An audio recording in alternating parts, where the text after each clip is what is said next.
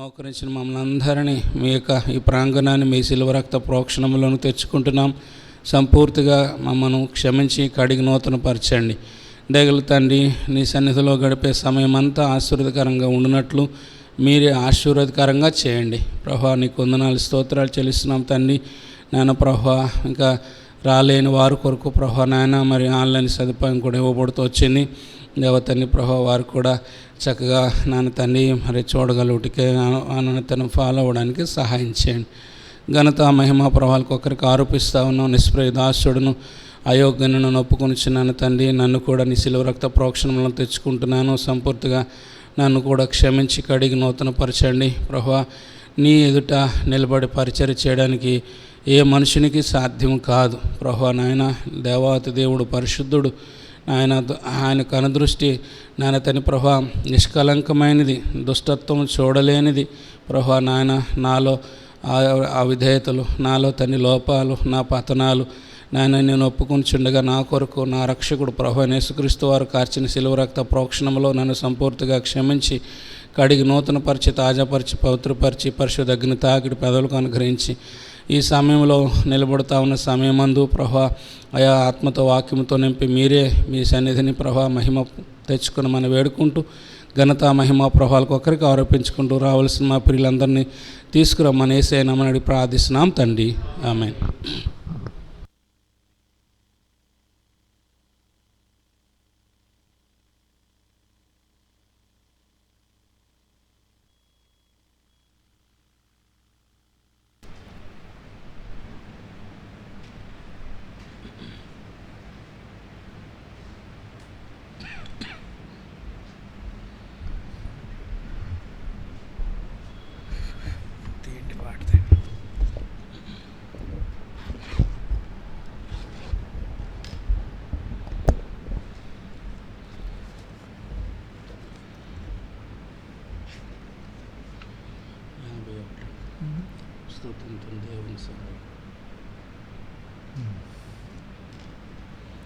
పాట సంఖ్య 51 అండి.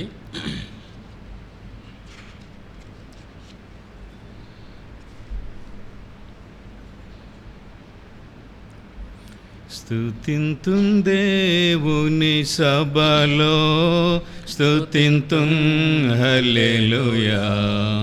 స్తుతింతుం దేవుని సభలో స్తుతింతుం హల్లెలూయా. యథార్థవంతుల సంగములో యథార్థవంతుల సంగములో హృదయపూర్తిగా స్తుతింతున్ హృదయపూర్తిగా స్తుతింతున్ స్తుతింతున్ హల్లెలూయా. స్తుతింతున్ దేవుని సభలో స్తుతింతున్ హల్లెలూయా. నీ క్రియలను దేవా ఆశించువారు, నీ క్రియలను దేవా ఆశించువారు నీ యొద్ద విచారించెదరు, నీ యొద్ద విచారించెదరు.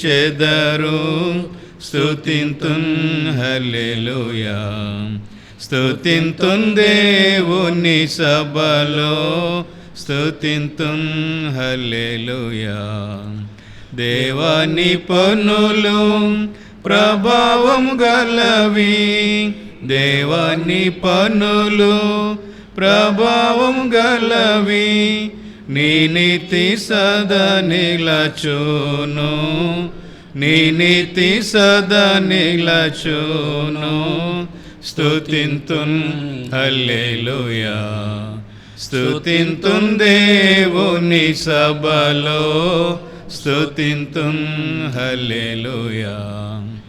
యెహోవా అద్భుత కార్యములకు, యెహోవా అద్భుత కార్యములకు జ్ఞాపక సూచన నుంచెను, జ్ఞాపక సూచన నుంచెను.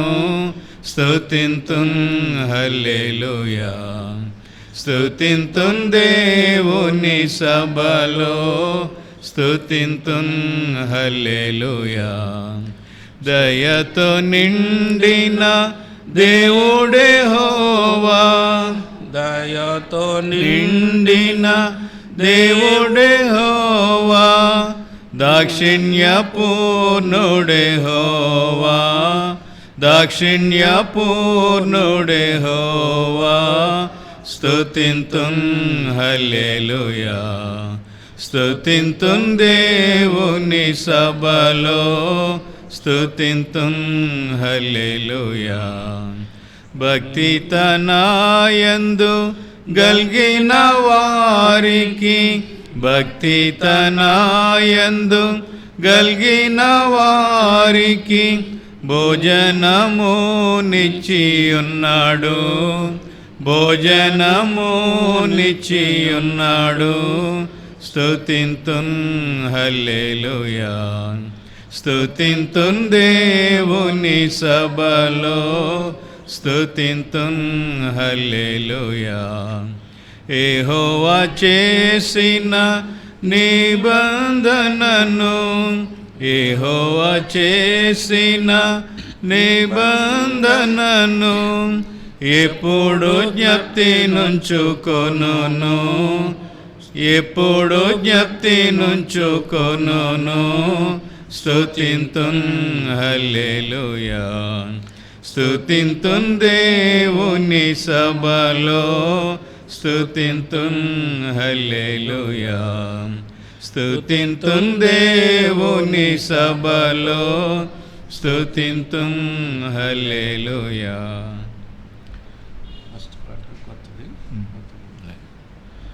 నూతనంగా చేర్చబడిన పాటల్లో మొదటిది మహాదేవుడు వీవే.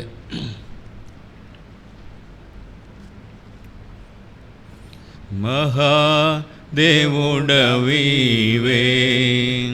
మహాదేవుడవీవే, సర్వదర్శి సర్వజ్ఞాని, సర్వదర్శి సర్వజ్ఞాని, సర్వవ్యాపి యేసు నీవే, సర్వవ్యాపి యేసు నీవే.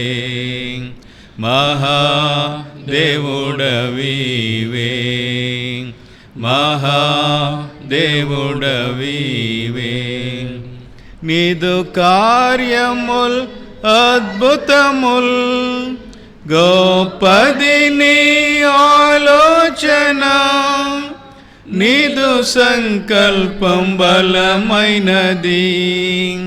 సర్వ సృష్టికి కర్తవు నీవే, నీవే సర్వమందు ఉన్నవాడవు. నీదు కార్యముల్ అద్భుతముల్, గొప్పది నీ ఆలోచన, నీదు సంకల్పం బలమైనది. సర్వ సృష్టికి కర్తవు నీవే, నీవే సర్వమందు ఉన్నవాడవు, నీవే సర్వమందు ఉన్నవాడవు. మహాదేవుడవీవే, మహాదేవుడవీవే. గత దినములు స్మరించగా, గొప్పది నీ విశ్వాస్యత, మమ్ము కాపాడి సంరక్షించితివి. దయా కిరీటము మాకిచ్చితివి, మమ్ము ఆనందింపజేసితివి. గత దినములు స్మరించగా, గొప్పది నీ విశ్వాస్యత, మమ్ము కాపాడి సంరక్షించితివి. దయా కిరీటము మాకిచ్చితివి, మమ్ము ఆనందింపజేసితివి, మమ్ము ఆనందింపజేసితివి. మహాదేవుడవివే మహాదేవుడవివే విడచితిమి ప్రత్యేకతను ఎన్నోసార్లు నిన్ను దుఃఖ పెట్టితిమి సంఘక్రమమును లెక్క చేయక ఆత్మీయముగా నష్టపోతిమి మాదు నెపములను బాపుము విడచితిమి ప్రత్యేకతను ఎన్నోసార్లు నిన్ను దుఃఖ పెట్టితిమి సంఘక్రమమును లెక్క చేయక ఆత్మీయముగా నష్టపోతిమి మాదు నెపములను బాపుము మమ్ము క్షమించి సరిచేయుము మహాదేవుడవివే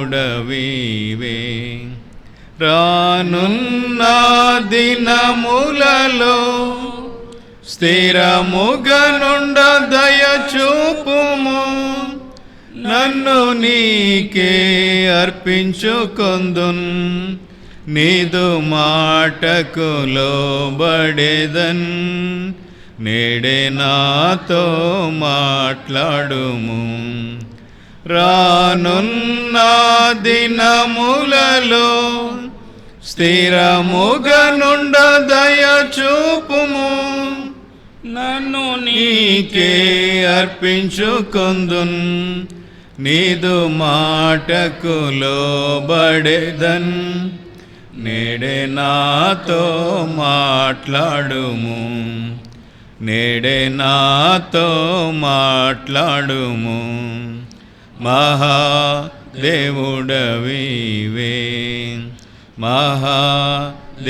మహాదేవుడవివే మహామహిమతో వచ్చెదవు లోకము నిన్ను చూడజాలదు సంపూర్ణముగా నన్ను సిద్ధపరచుము ఇతరులను సిద్ధపరచేదన్ నిన్నే బహుమానముగా పొందేదన్ మహామహిమతో వచ్చెదవు లోకము నిన్ను చూడజాలదు సంపూర్ణముగా నన్ను సిద్ధపరచుము ఇతరులను సిద్ధపరచేదన్ నిన్నే బహుమానముగా పొందేదన్ నిన్నే బహుమానముగా పొందేదన్ మహాదేవుడవివే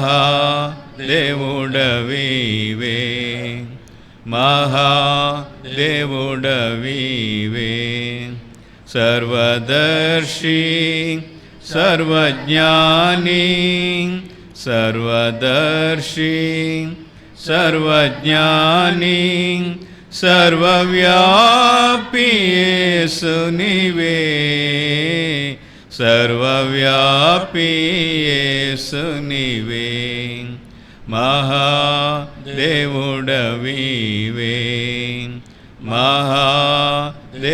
మహాదేవుడవివే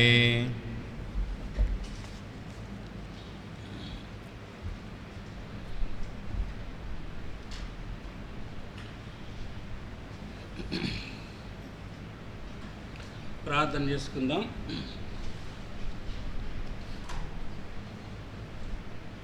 పరిశుద్ధుని మా దేవాధిపతి నీకు వందనాలు స్తుతులు స్తోత్రాలు చెల్లిస్తూ ఉన్నాం. కృపా కనికరముల మా దేవుడు, దయా వాత్సల్యాలు మా తండ్రి, ఆయా బైబిల్ పఠన సమయాన్ని మీరు మాకు అనుగ్రహిస్తూ వచ్చినందుకు వందనాలు. దయగల తండ్రి, యోనా గ్రంథము నుండి దేవతండ్రి ప్రభా మేము ధ్యానించడానికి మీరు మాకు ఇచ్చినటువంటి ఇక దినాలన్నిటిని బట్టి నాన్న తండ్రి ప్రభా సమయాలను బట్టి నీకు వందనాలు చెల్లిస్తూ ఉన్నాం. ఇంకో నాయన మరి చివరి ఆయా తండ్రి సెషన్లో ప్రభా మేము నాయన దేవుని వాక్యాన్ని ధ్యానించడానికి మీరే ఈ సమయం అంతా ఆశీర్వదకరంగా చేయండి. నాయన వాక్య భాగాన్ని మీ చేతులకు అప్పగిస్తున్నాం, మీరే మాకు సహాయం చేయండి.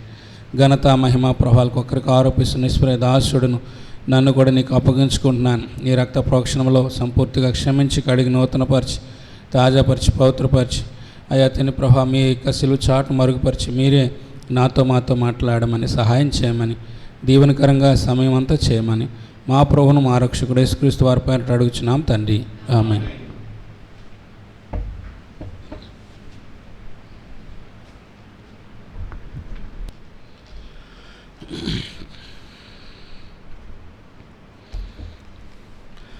ప్రభు అయిన యేసుక్రీస్తు వారి యొక్క నామములో అందరికీ వందనాలు.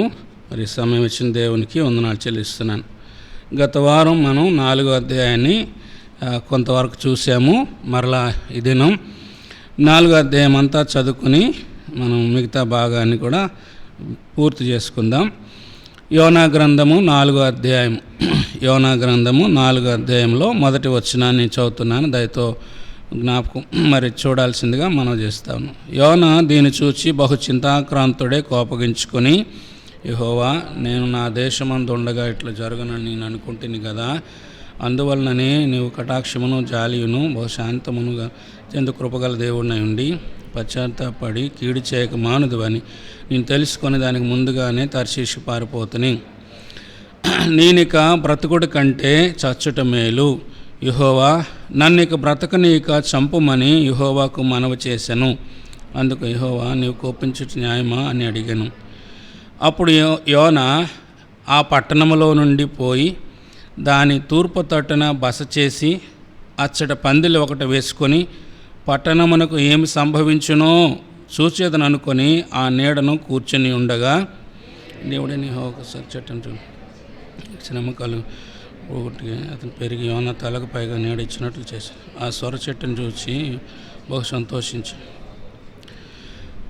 7వ వచనం. మరుసటి ఉదయమందు దేవుడు ఒక పురుగును ఏర్పరచగా అది ఆ చెట్టును తొలిచినందున చెట్టు వాడిపోయెను. మరియు ఎండకాయగా దేవుడు వేడిమి గల తూర్పు గాలి రప్పించాను. యోనా తలకు ఎండ తగులు అతడు సమస్యలు బ్రతుకుడి కంటే చచ్చుట నాకు మేలు అనుకొనెను. అప్పుడు దేవుడు, ఈ సొర చెట్టును గురించి నీవు కోపించుట న్యాయమా అని యోనాను అడుగుగా, యోనా, ప్రాణము పోనంతగా కోపించుట న్యాయమే అనెను. అందుకు యెహోవా, నీవు కష్టపడకుండాను పెంచకుండాను ఒక రాత్రిలోనే పుట్టి పెరిగిన ఒక రాత్రిలోనే వాడిపోయిన ఈ సొర చెట్టు విషయంలో నువ్వు విచారపడుచున్నావే. అందరం కలిసి మాట చదువుకుందాం. అయితే 120,000 కంటే ఎక్కువ కుడి ఎడమలు ఎరగని జనమును బహు పశువులను గల నినివే మహాపురం విషయంలో విచారపడవద్దా అని యోనాతో సెలవిచ్చాను.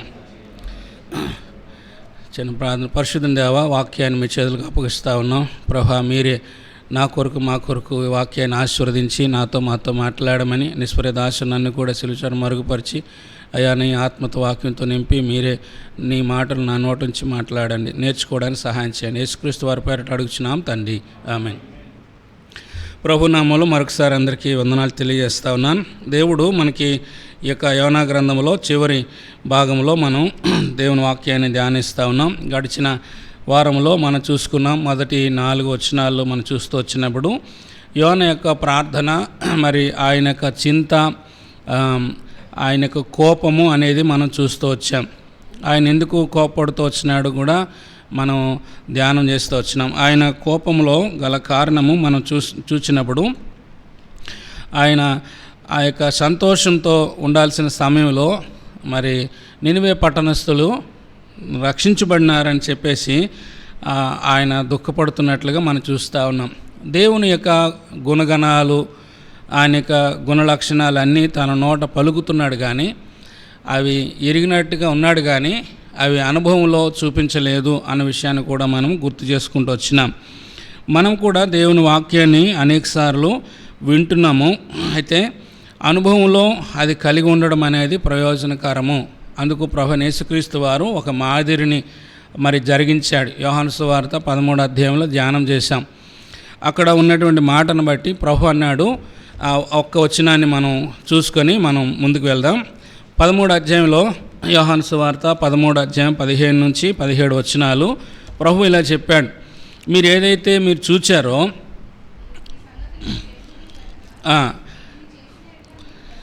మీరు ఈ సంగతులు 15 వచనం చదువుతున్నానమ్మా. నేను మీకు చేసిన ప్రకారం మీరును చేయవలని మీకు మాదిరిగా ఇలా చేసితని అని చెప్పి ఆయన అంటున్నాడు, దాసుడు తన యజమాని కంటే గొప్పవాడు కాడు, పంపబడిన వాడు తన పంపిన వాని కంటే గొప్పవాడు కాదని మీతో నిశ్చయంగా చెప్తున్నాను. ఈ సంగతులు మీరు ఎరుగుదురు గనుక వీటిని చేసిన యెడల మీరు ధన్యులు అంటున్నాడు. దేవుడు మాదిరిగా చేసినాడు ప్రభువైన యేసుక్రీస్తు వారు. ఆయన యజమానుడు, ఆయన బోధకుడు, ఆయన దేవుడు అయ్యుండి కూడా అట్లా చేసినాడు. మనం ఆయన బిడ్డలముగా ఈ మాటలన్నీ ఎరుగుదము, ఈ కార్యాలన్నీ చూచినాము. అలా ఎరుగుడాన్ని బట్టి కాదు కానీ ఎరిగిన దానిని మనము చేయాలి. చేసిన ఎడల మీరు ధన్యులు అని చెప్పినాడు. కాబట్టి యోనా దేవుని గురించి చెప్తా ఉన్నాడు, అయ్యా నువ్వు జాలియు కటాక్షమును మరి అత్యంత కృపగల దేవుడువు అని నోటితో చెప్తున్నాడు. కానీ జాలిగల మనసు ఆయనలో లేదు అన్న సత్యాన్ని కూడా మనము గుర్తు చేసుకుంటూ వచ్చిన విషయాన్ని మరి చూస్తూ ఉన్నాం. ఇవన్నీ మరి జ్ఞాపకం చేయబడుతూ ఉన్నాయి కదా. మరి అలాగ ప్రేమించే విషయంలో దేవుడు మాట్లాడుతున్న తరుణాల్ని మనం చూస్తూ వచ్చినప్పుడు పేతురు కూడా అట్లా చెప్తాడు, అయ్యా మేము ఎవరమో తెలుసా, మీ యూదులమండి, నిష్ఠాగరిష్ఠులమండి, మేము మీతో కనీసం సహవాసం చేయడం కానీ సేకేండ్ ఇవ్వడం కానీ మాకు తగనది. అయితే మేము మీ ఇంటికి వచ్చినాం, మీకు వాక్యం చెప్తున్నాం. దీన్ని బట్టి దేవుడు మాకు ఎటువంటి వాడిని పక్షపాతం లేనివాడని మాకు అర్థమైంది అని అపోస్తల కార్యాల కొర్నేలి యొక్క గృహంలో ఆయన మాట్లాడటం, దేవుడు ఆయనకి నేర్పించడం, సమానమైన వరము ఇచ్చాడని గ్రహించడం, యూదులైన వారు అన్యులైన వారు దేవుని దృష్టిలో తను మరి సమానులే, లేకపోతే తన ప్రజల కంటే ఎక్కువైన ప్రేమ వారి మీద దేవుడు ఉంచినాడని అర్థం కావడం, ఇవన్నీ కూడా మన గత వారంలో మనం చూస్తూ వచ్చాం. కాబట్టి దేవుడు తన సొంత ప్రజల యొక్క క్షేమమే కాదు, తన సొంత ప్రజల దగ్గర నుంచి తెలియని వారి యొద్దకు తన వాక్యాన్ని కూడా పంపించడానికి యోనాను గుర్తు చేసుకుంటూ, అలాగే పేతురును కూడా అట్లాగే పంపించడం అనేది చూస్తూ ఇక్కడ మనం దేవుని వాక్యాన్ని జ్ఞాపకం చేసుకుంటూ వచ్చాం. కాబట్టి యోనా యొక్క ప్రార్థన అవన్నీ తట్టుకోలేక ఏమంటున్నాడు, నేను బ్రతుకుడు కంటే చచ్చుట మేలని ప్రార్థన చేస్తూ దేవుణ్ణి అడగడం అనేది చూస్తూ ఉన్నాం. కాబట్టి శ్రమ వచ్చినప్పుడు, ఏదైనా కష్టం వచ్చినప్పుడు మనం ప్రార్థన చేస్తూ ఉంటాం, నాకు ఈ పరిస్థితుల కంటే నేను చచ్చిపోవడం మేలు అనుకుంటూ ఉంటాం. అలాగన మన యోబు భార్య అని మనం చూసాం. అలాగన చాలా సంగతులు మనం జ్ఞాపకం చేయబడుతూ వచ్చినాం. కాబట్టి ఇలాగన దేవుని వాక్యాన్ని మనము ఎరిగిన వారంగా ఉండాలా అని గుర్తు చేయబడ్డాం. ఇప్పుడు మనం ధ్యానం చేస్తూ ఉన్నటువంటి వాక్యంలో 5వ వచనం నుండి ఇప్పుడు దేవుడు యోనాతో మాట్లాడుతున్నాడు, అయ్యా నీవు కోపించడం న్యాయమా అని అడిగినప్పుడు సమాధానం చెప్పలేకపోయినాడు. దేవుడు వేసిన 1000 ప్రశ్నలలో ఒక్కదానికైనా మనం సమాధానం చెప్పలేమని యోబు గ్రంథంలో మనం గతసారి చూసాం. 9వ అధ్యాయం 3వ వచనంలో ఆ మాటలు ఉన్నాయి. దేవుడు ప్రశ్న వేసినాడంటే ఆయన పరిపూర్ణుడైన దేవుడు కనుక ఆయన ఆ జ్ఞానానికి మనం సరైన సమాధానం చెప్పలేం. యోనా కూడా సమాధానం చెప్పలేక ఏం చేస్తున్నాడు, మౌనంగా ఉండిపోయి ఊరికి బయటికి వెళ్ళినాడు. ఊరు బయటికి వెళ్ళి ఇప్పుడు ఆయన 5వ వచనంలో మనం చూస్తున్నాం, ఈ పట్టణంలో ఆయన బయటికి వెళ్ళిపోయి ఏమి సంభవించునో చూచేదని అనుకొని ఒక పందిలి వేసుకున్నాడు. ఆ పందిలి యొక్క నీడలో కూర్చున్నాడు. ఆయన ఉద్దేశం ఏంటి మనం కూడా గతసారి చెప్పుకున్న గత వారంలో ఏంటి ఉద్దేశం, ఇంకా 40 రోజులకి ఈ పట్టణం నాశనం అయిపోద్దని నేను ప్రకటన చేశాను. ఇంకా 40 రోజులు పూర్తి అవ్వలేదు కదా, ఈ 40 రోజులు పూర్తి అయినంత వరకు చూద్దాంలే వీళ్ళ పరిస్థితి ఎలా ఉంటుందో చెప్పాము, కానీ అలా జరుగుతుందా లేదా అన్నట్టుగా ఆయన కోపంతో ఉన్నాడు కదా. మరి ఆ పరిస్థితులన్నీ ఆయన జరిగించాలని చూడాలని ఆశపడుతూ వచ్చాడు. అయితే దేవుడు ఇప్పుడు యోనాతో దేవుడు మాట్లాడదలిచి ఇప్పుడు యోనాకి ఆ పందిలు మరి వేసుకొని ఆ నీడను ఉంటా ఉండగా ఎండ తగులుతూ ఉంది. ఆ సమయంలో దేవుడు ఏం చేసినాడు, 6వ వచనంలో మనం చదువుకున్న భాగంలోకి వచ్చినప్పుడు దేవుడైన యెహోవా ఒక సొర చెట్టు ఒకటి ఏర్పరిచి అతనికి కలిగిన శ్రమ పోగొట్టుటికై అది పెరిగి యోనా తలకు పైగా నీడ ఇచ్చినట్లు చేశాను. ఆ సొర చెట్టును చూచి యోనా బహు సంతోషించెను అని మాట చూస్తూ ఉన్నాం. సొర చెట్టుని చూసి సంతోషిస్తూ ఉన్నాడు. అంటే దేవుడు ఏ కార్యము చేసినా యోనాకు ఏదైతే జవాబు చెప్పలేదు, యోనా విషయంలో దేవుడు ఆయన నేర్పించాలనుకుంటున్న సంగతిని ఇక్కడ తెలియజేస్తూ ఉన్నటువంటి విషయాన్ని చూస్తూ ఉన్నాం. యోనాకు సంతోషం కలిగిందంట. ఇప్పుడు యోనా సంతోషం దేని బట్టి? బహు సంతోషిస్తున్నాడని వాక్యం. శ్రమ పోయి సుఖం దొరికింది, చింతపోయి సంతోషం దొరికింది. కాబట్టి దేవుడు అనేకసార్లు మన శ్రమ నుండి మనలను విడిపిస్తాడు, మనకు మేలులు కలిగిస్తాడు కదా. దేవుడు మరి మనకిచ్చినటువంటి వాటిని మనము సంతోషించినట్లుగా, దేవుని యందు సంతోషించినట్లుగా దయచేస్తున్నాడు కదా. ఈ దీనుడు మొరపెట్టగా యెహోవా ఆలకించిన, అతని శ్రమలన్నిటిలో నుంచి అతన్ని విడిపించిన వాక్యం చెప్తాం. కాబట్టి దేవుడు విడిపిస్తాడు, శ్రమను పోగొట్టాడు, మంచిది. అయితే ఇక్కడ యోనా దేన్ని బట్టి సంతోషిస్తున్నాడు? ఆయన అంటే సొర చెట్టును చూసి ఆ నీడ ఇచ్చాడు, ఆ నీడను చూసి, లేకపోతే ఆ సొర చెట్టును చూసి సంతోషిస్తున్నాడు కదా. మనం ఏమనుకున్నాం?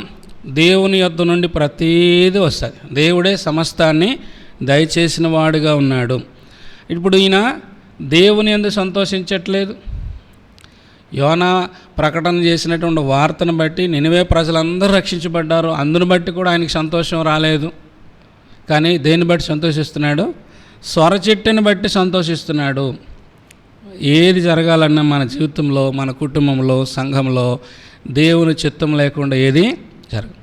యాకోబు పత్రిక మనం చదివాం, 1:17 శ్రేష్టమైన ప్రతి వరమును ఈవియు జ్యోతిర్మయుడకు తండ్రి యొద్ద నుండి వచ్చును, ఆయనే సమస్తమును జరిగించేవాడు, ప్రతీదీ జరిగించేవాడు ఆయనే. కాబట్టి ఆయనను గుర్తించాలి. నీడను బట్టి సంతోషిస్తున్నాడు, సొరచెట్టును బట్టి సంతోషిస్తున్నాడు, కానీ ఇచ్చిన దేవుని బట్టి సంతోషించడం లేదు.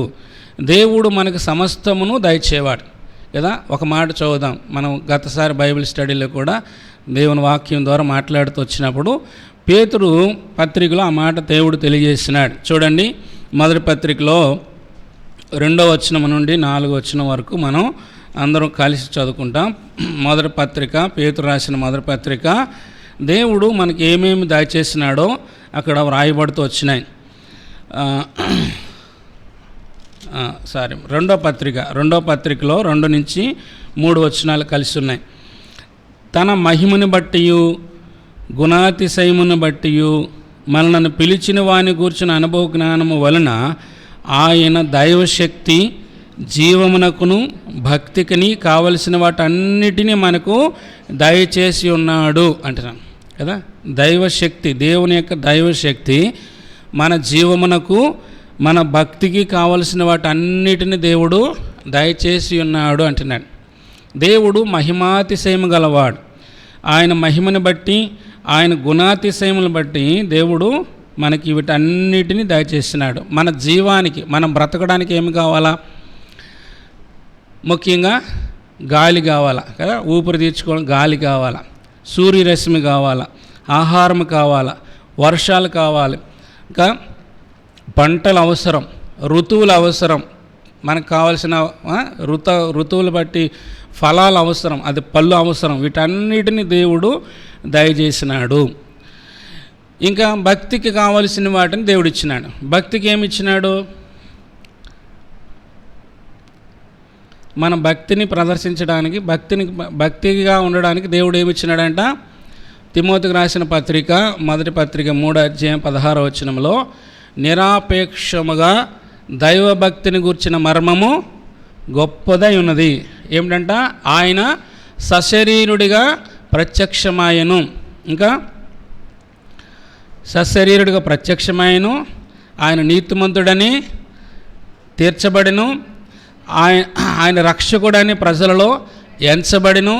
ఇవన్నీ కూడా ఆయన దైవభక్తి అంటే చాలామంది భక్తిగా ఉండడం అని కదా, నీట్గా ఉండడం అనుకుంటారు. కానీ దేవుని వాక్యం చెప్తుంది, భక్తికి కావలసిన వాటిని దేవుడు ఎవరినిచ్చినాడు? మనకి ప్రభు అయిన యేసుక్రీస్తు వారిని ఇచ్చాడు కదా. తన కుమారుడైన యేసు ప్రభు వారిని ఇచ్చాడు. పాపులను రక్షించుటకు క్రీస్తు యేసు ఈ లోకమునకు వచ్చిన వాక్యము నమ్మదగినది, పూర్ణ అంగీకారమునకు యోగ్యమై ఉన్నదని వాక్యం చెప్తా ఉంది. నశించిన దానిని వెతికి రక్షించుటకు ఆయన కుమారుడైన యేసు ప్రభు వారిని ఈ లోకానికి పంపించాడు. దేవుడు ఈ లోకమును ఎంతో ప్రేమించి తన కుమారుడైన యేసుక్రీస్తునందు విశ్వాసముంచి ప్రతివాడు నశింపక నిత్యజీవం పొందినట్లుగా ఆయనను మనకు అనుగ్రహించిన వాక్యం చదువుతున్నాం. అంత మాత్రమే కాదు, ఆయన ఇచ్చి ఇప్పుడు ఏం చేస్తున్నాడు, ఆయన ఆత్మను కూడా మనకి ఇచ్చినాడు.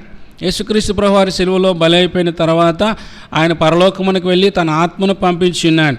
ఆత్మను పంపించి ఆత్మదేవుడు మనకి ఆయన సంచకరువుగా ఉండి నడిపిస్తూ ఉన్నాడు. ఆత్మ కదా, దేవుని ఆత్మ కలిగిన వాడే దేవుని కుమారుడని వాక్యం చెప్తా ఉంది. కాబట్టి దేవుని బిడ్డలముగా ఆయన నడిపింపులోనికి మనం వచ్చాం. మనకి జ్ఞానం కలగటానికి, మనము చక్కగా నడవటానికి దేవుడు ఆయన త్రోవలో వెలుగుగా ఉండడానికి దేవుని వాక్యాన్ని మనకిచ్చాడు. ఆత్మనిచ్చినాడు, ఆయన కుమారుడిని యేసుప్రభువారిని ఇచ్చినాడు. ఇంకా తర్వాత దేవుని వాక్యాన్ని ఇచ్చినాడు. ఆత్మ మరి పోషణకు వాక్యమును దేవుడు మనకిచ్చి ఇప్పుడు ఏం చేస్తున్నాడు, చక్కగా బోధించడానికి మన సంఘానికి దేవుడు దైవజనులు ఇచ్చినాడు, పెద్దలను ఇచ్చినాడు, పరిచారకులు ఇచ్చినాడు. ఇవన్నీ దేవుడే ఇచ్చాడు. మనం ఎట్లాగో బ్రతకాలో దేవుడు వీటన్నిటిని ముందుగా ఏర్పాటు చేసి మనకి దయచేసినాడు. కాబట్టి ఆయన గుణాతిశయాలను బట్టి, ఆయన మహిమను బట్టి, మనము ఆయన దైవ శక్తిని బట్టి జీవించడానికి, భక్తిగా ఉండడానికి దేవుడు ఇచ్చినాడు.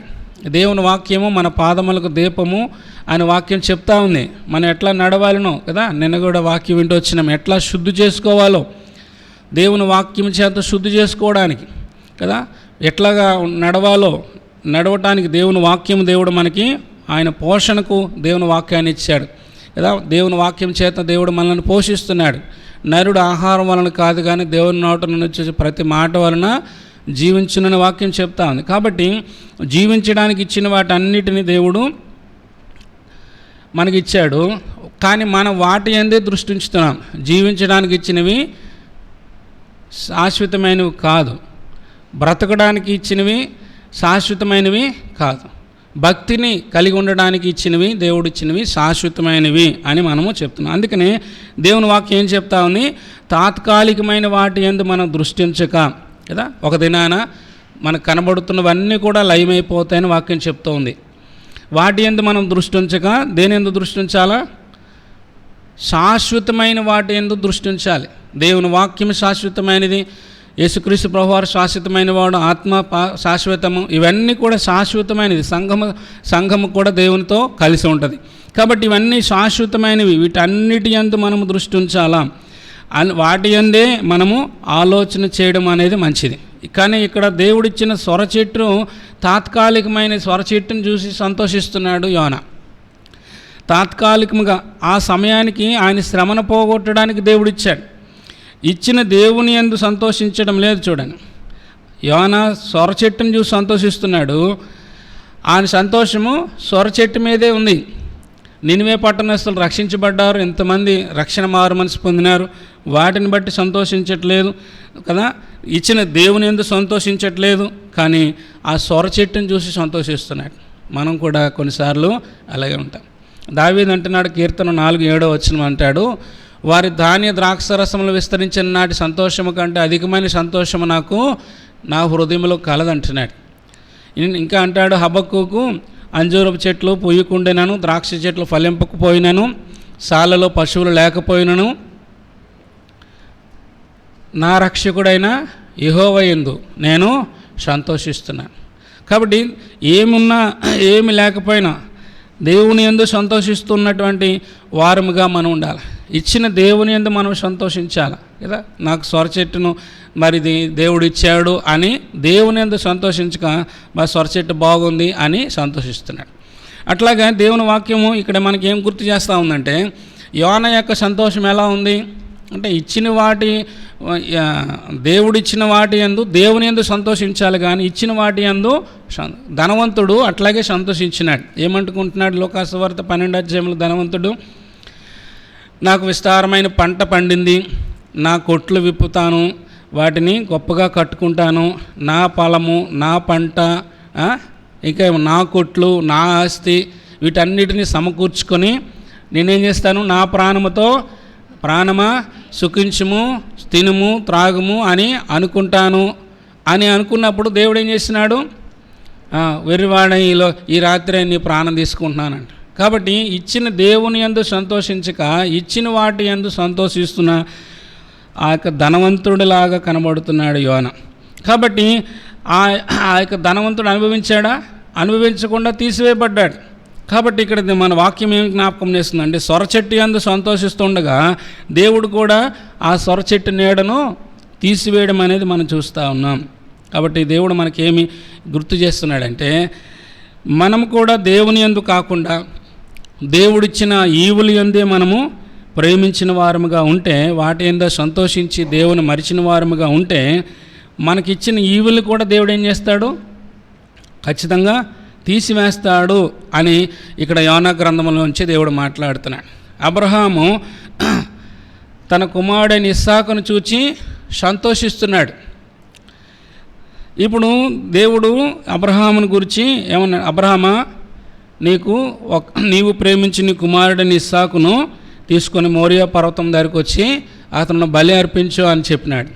అని చెప్పినప్పుడు దేవుని మనసును ఎరిగినటువంటి అబ్రహాం ఏం చేసినాడు? దేవునికి లోబడి విధేయత చూపి అలాగ చేయడానికి ఇష్టపడినాడు. దేవుని చిత్తానికి సంపూర్తిగా లోబడ్డాడు. కాబట్టి ఏమంటున్నాడు ప్రభు అప్పుడు? అయ్యా, నీవు ఆ కుమారుని ఏమి చేయొద్దు, దీన్ని బట్టి నీకు ఒక్కడై ఉన్నటువంటి నీ కుమారుని ఇవ్వక వెనుదీయలేదు కాబట్టి నీవు దేవునికి భయపడేవాడని దీన్ని బట్టి నేను తెలుసుకొనిచున్నానని ఆదికాండం 22వ అధ్యాయంలో మనం చూస్తాం. కాబట్టి అబ్రహాము గ్రహించి దేవునికి లోబడినాడు, దేవునికి భయపడినాడు. అట్లాగా ఆ కుమారుని అప్పుడు విడిపించుకున్నాడు అబ్రహాం. అలా చూస్తూ ఉన్నాం. కాబట్టి కదా యెహెజ్కేలు గ్రంథంలో కూడా యెహెజ్కేలుతో దేవుడు చెప్తా ఉన్నాడు. ఏమంటున్నాడు? అయ్యా, నీవు నీ కన్నులకు ఇంపుగా ఉన్నటువంటి దాన్ని నీ యొద్ద నుండి నేను తీసివేస్తాను అని చెప్పి యెహెజ్కేలుతో దేవుడు మాట్లాడినాడు 24వ అధ్యాయంలో. యెహెజ్కేలు గ్రంథం 24వ అధ్యాయం. ఏంటో మరి ఆయనకి అర్థం కాల, ఆ మాట విన్నాడు. అయితే నేను ఇంపైనది తీసేస్తాను కానీ నీవు ఏడవద్దు, నీవు అంగలార్చవద్దు అని చెప్పినాడు. ఆ రోజు సాయంకాలమే ఏమైంది? తన భార్య అయినటువంటి తనను దేవుడు తీసుకున్నప్పుడు యెహెజ్కేలు ఏం చేసినాడు? ఏడవలేదు, అంగలార్చలేదు. అప్పుడు ఆయన వయసు ఎంత ఉండొచ్చు? మొదటి అధ్యాయంలో 30 సంవత్సరం నుంచి దేవుడు ప్రత్యక్షమైన ఆ వాక్యాన్ని బట్టి మనం చూస్తే 30వ సంవత్సరంలో దేవుని వాక్యం ఆయన దగ్గరికి వచ్చింది. అప్పుడు చెరపట్టబడిన 5వ సంవత్సరం అని రాయబడింది. 24వ అధ్యాయంకి వచ్చేసరికల్లా చెరపట్టబడిన 9వ సంవత్సరం. అంటే 30 సంవత్సరాల వ్యక్తి ప్రారంభంలో ఉన్నాడు, 4 సంవత్సరాలు అక్కడ అయింది. అంటే 34 సంవత్సరాల వయసు కలిగినటువంటి యెహెజ్కేలుకు తన భార్య వయసు ఎంత ఉంటుంది? మరి ఆయనకంటే తక్కువే ఉండొచ్చు. అంటే యవ్వనస్తురాలైనటువంటి భార్యను చూసి యెహెజ్కేలు చాలా ఇష్టపడినాడు. అదే ఇంపుగా ఉందట యెహెజ్కేలుకు తన భార్య అంటే. అప్పుడు విశేషంగా ప్రేమిస్తున్నాడో ఏమో దేవుడు ఇప్పుడు ఏం చేసినాడు? ఆయన నీ కన్నులకి ఇంపుగా ఉన్నదాన్ని నేను నీ యొద్ద నుండి ఒక్క దెబ్బతో తీసివేస్తాను అన్నాడు. అసలు ఇందులో ఒక ప్రాముఖ్యమైన విషయాన్ని దేవుడు ఇశ్రాయేల్ ప్రజలకు చెప్పాలని ఒక సూచనగా పెట్టాడు. ఆ మాట చదువుదామా? ఒకసారి చదువుదాం. యెహెజ్కేలు గ్రంథంలోకి రండి. యెహెజ్కేలు గ్రంథం 24వ అధ్యాయంలో ఎందుకు ఇట్లాగా చేస్తున్నాడు? ఒక సూచనగా పెట్టాడంట. యెహెజ్కేలును ఒక సూచనగా ఉంచాను అని చెప్పాడు అక్కడ. 24వ అధ్యాయము, యెహెజ్కేలు గ్రంథం 24వ అధ్యాయము ముందు 24వ వచనం చదువుదాం. యెహెజ్కేలు మీకు సూచనగా ఉండును, అతడు చేసినంతటి ప్రకారము మీరును చేయుదురు అని చెప్పి దేవుడు వారితో మాట్లాడుతూ వచ్చాడు. ఏం చేశాడు వాళ్ళు అంటే, యెహెజ్కేలు ఎలాగైతే తన భార్యను చూసి సంతోషిస్తూ ఆ భార్యను బట్టి ఆనందిస్తూ ఉన్నాడో, ఇశ్రాయేల్ ప్రజలు దేన్ని బట్టి ఆనందిస్తున్నారు? వాళ్ళు అక్కడ రాశాడు 21వ వచనంలో అదే వ్రాయబడింది. వారి అతిశయము, వారికి ఉన్నటువంటి ప్రేమ దేని మీద ఉందట? 21వ వచనం, యెహోవా సెలవిచ్చిందేమనగా, మీకు అతిశయాస్పదముగాను మీ కన్నులకు ముచ్చటగాను మీ మనస్సుకు ఇష్టముగానున్న నా పరిశుద్ధ స్థలమును. దేవుని యొక్క ఉద్దేశం చూడండి. ఇశ్రాయేల్ ప్రజలకు ఏది అతిశయాస్పదంగా ఉందట? ఏది ముచ్చటగా ఉందట? వాళ్ళ మనసుకి ఇష్టంగా ఏది ఉందట? పరిశుద్ధ పట్టణమైన యెరూషలేమును బట్టి వారు అతిశయిస్తున్నారు. యెరూషలేమును బట్టి వాళ్ళు ఆనందిస్తూ ఉన్నారు. యెరూషలేమును ఇచ్చింది ఎవరు? దేవాతి దేవుడు. దేవుని యందు వాళ్ళు ఆనందించక వారికి ఇచ్చినటువంటి పట్టణాన్ని బట్టి వాళ్ళు ఆనందిస్తున్నారు. మా పట్టణం ఏంటో తెలుసా, మేము ఎవరమో తెలుసా అంటున్నారు వాళ్ళు. అందుకు దేవుడు ఏమంటున్నాడు? మీకు ఇష్టముగా ఉన్న, మీ మనసుకు మరి ఇష్టముగా ఉన్న, మీ కన్నులకు ఇంపుగా ఉన్న మీకు అతిశయముగా ఉన్నటువంటి యెరూషలేము పట్టణాన్ని నేను చెరపబోచున్నాను అని దేవుడు వారితో మాట్లాడు. మీకు సూచనగా ఉన్నాడు. ఆ దినాన యేస్కేలు ఏ రీతికైతే తన భార్య చనిపోయినప్పుడు ఏడవలేదు, అంగలార్చలేదు, అలాగన మీరు కూడా ఈ విధంగా ఉన్నారని చెప్పి యెహెజ్కేలును సూచనగా పెట్టడం అనేది చూస్తూ ఉన్నా. అంటే దేవుడు ఇశ్రాయేల్ ప్రజలకు నేర్పించినట్లుగా యెరూషలేమును ఇశ్రాయేల్ ప్రజలకు ఇది మా పట్టణము అని వాళ్ళు అతిశయిస్తున్నారు, కానీ ఇచ్చిన దేవుని యందు వారు సంతోషించలేదు, దేవుని ప్రేమించలేదు. కాబట్టి ఇక్కడ ఏమి జ్ఞాపకం చేస్తూ ఉన్నాడంటే, యెరూషలేమును చెరిపేస్తానని ఎట్లాగైతే దేవుడు వారికి సాదృశ్యంగా యెహెజ్కేలుకు చెప్పినట్లుగా ఒక పాఠాన్ని నేర్పించాడో, ఇక్కడ దేవుని వాక్యం మనకి జ్ఞాపకం చేస్తూ ఉంది.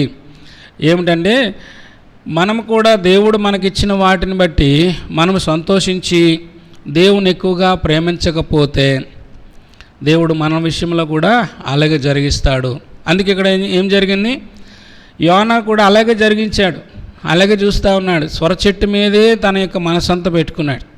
ఇప్పుడు ఆ చెట్టుని బట్టే సంతోషిస్తున్నాడు. తర్వాత వచనంలో మనం చదివితే అక్కడ ఏమని రాయబడింది, 7వ వచనంలో చూద్దాం రండి.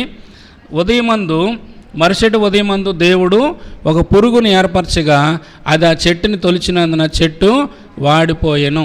కాబట్టి ఇచ్చిన దేవుని యందు సంతోషించకపోతే దేవుడు ఏం చేస్తాడు, ఇచ్చిన ఈవులను తీసివేస్తాడు అనుభవించకుండా. యోనాకు అదే జరిగింది.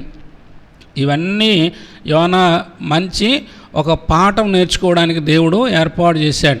కాబట్టి యోనా దేవుని యందు సంతోషించలేదు, మార్చబడిన ప్రజల యందు సంతోషించలేదు, కానీ ఆ చెట్టు మీదే ఆయన మనసు ఉంచి దాని యందే సంతోషిస్తున్నాడు. కాబట్టి దేవుడు దానిని తీసివేశాడు. అలాగే నేడు మనం కూడా మనకిచ్చినటువంటి వాటి యందు మనం ఒకవేళ సంతోషిస్తున్నామేమో, ఒకవేళ బిడ్డలు ఇస్తే బిడ్డలు బట్టి సంతోషిస్తున్నామేమో, మంచి ఉద్యోగం ఉందని సంతోషిస్తున్నామేమో, మంచి విద్య నేను చదువుకుంటున్నాను, మంచి చదువు ఉంది అని చెప్పి సంతోషిస్తున్నామేమో, ఆస్తిని బట్టి సంతోషిస్తున్నామేమో, మనకు ఉన్నటువంటి పరపతిని బట్టి సంతోషిస్తున్నామేమో, కానీ వాటి మీద దృష్టి పెట్టక ఎక్కువగా దేవుణ్ణి ప్రేమించే వారముగా ఉండాలా అని దేవుని వాక్యము జ్ఞాపకం చేస్తాం.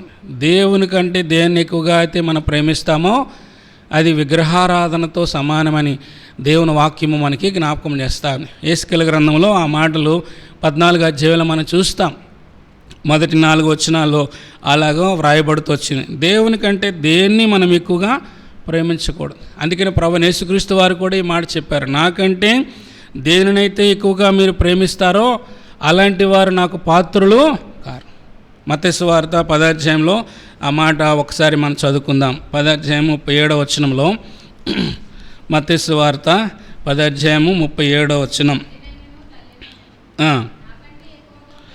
నాకంటే ఎక్కువగా ప్రేమించువాడు నాకు పాత్రుడు కాడు, కుమారునైన కుమార్తెను నాకంటే ఎక్కువగా ప్రేమించువాడు నాకు పాత్రుడు కాడు, తన సిలువనెత్తుకొని నన్ను వెంబడింపని వాడు నాకు పాత్రుడు కాడు, తన ప్రాణమును దక్కించుకున్నవాడు దాన్ని పోగొట్టుకొను, నా నిమిత్తం తన ప్రాణమును పోగొట్టుకున్నవాడు దాన్ని ఇక్కడ ఏమంటున్నాడంటే, నాకంటే ఎక్కువగా దేన్నైతే ప్రేమించే వాళ్ళు నాకు పాత్రులు కారు. కాబట్టి యోనా దేవుని బట్టి సంతోషించకుండా ఆ చెట్టుని బట్టి సంతోషిస్తున్న విషయాన్ని ఇక్కడ దేవుడు జ్ఞాపకం చేస్తున్నాడు. ఇప్పుడు చెట్టు ఒక విగ్రహం అయిపోయినట్లుగా ఇక్కడ చూస్తూ ఉన్నాం. అందుకు దేవుడు ఏం చేస్తున్నాడు, ఇప్పుడు ఆ చెట్టు నీడను అనుభవించకుండా ఆ చెట్టును తీసివేయడం మనం చూస్తూ ఉన్నాం. కాబట్టి దేవుని వాక్యం చెప్తుంది, అన్నిటికంటే ఎక్కువగా మనం ప్రభువును ప్రేమించే వారముగా ఉందుముగాక, ఆయన ఎందే సంతోషించదుముగాక, ఆయన హత్తుకొని జీవించదుముగాక. కాబట్టి ప్రభువుని బట్టి మనం సంతోషించాలి, ప్రభువుని బట్టి ఆనందించాలి. అన్నిటికంటే ఎక్కువైన ప్రాముఖ్యత ప్రభుకి మనం ఇవ్వాల్సిన వారుగా ఉన్నాం ఇక్కడ. అందుకనే పురుగును దేవుడు ఏర్పాటు చేసి మరి అక్కడ చెట్టును తొలిపించడము చూస్తాం. ఈ అధ్యాయంలో మనం చూస్తున్నప్పుడు పురుగు కూడా దేవుని మాటకు లోబడుతాం. చేప లోబడిందని చూసుకున్నాం. అలాగే దేవుని యొక్క మరి వాక్యంలో చూస్తే సమస్త జీవులు దేవుని మాటకు లోబడుతున్నాయి. కాకులు దేవుని మాటకు లోబడ్డాయి. సమయానికి రొట్టెను క్రమముగా మాంసమును ఇమ్మని ఏలియాకు చెప్పినప్పుడు కాకులు సమయానికి ఇచ్చినాయి, క్రమంగా ఇచ్చినాయి, ఉదయము సాయంకాలం ఇచ్చినాయి. ఇట్లాగా దేవుని యొక్క మరి మాటను విన్నాయి. ఏ హానియు మరి మీరు తలపెట్టవద్దని సింహములకు చెప్పినప్పుడు దానియేలుకు ఎటువంటి హాని చేయకుండా సింహములు దేవుని మాట విన్నాయి. అలాగనే మనం అనేక విషయాలు మనం చూడవచ్చు. సమస్త జీవులు నోవహ మాటకు లోబడ్డాయి. నోవహ ఓడలోనికి వచ్చినప్పుడు సమస్త జీవులు దేవుడు చెప్పినట్లుగా నోవహు యొద్దకు వెళ్ళండి, జతలు జతలుగా వెళ్ళండి అన్నప్పుడు అన్ని జీవులు నోవహు దగ్గరికి వచ్చినాయి, ఓడలో ప్రవేశించాయి.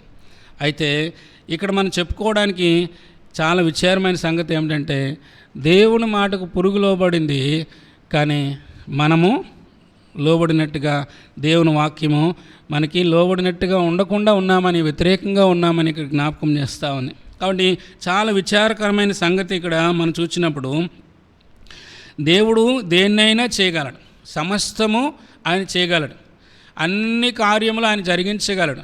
పురుగును ఏర్పాటు చేసి చెట్టును తొలిపించి ఆ నీడ లేకుండా చేసినాడు ప్రభు. ఇక్కడ మనం యోబు గ్రంథంలో మనం చూస్తే అన్నీ జరిగిన తర్వాత ఆయన చెప్తున్నాడు 42:2 యోబు గ్రంథము, అయ్యా నీవు సమస్తమును జరిగించగల సర్వశక్తిమంతుడు అంటున్నాడు. చదువుదాం ఆ మాట.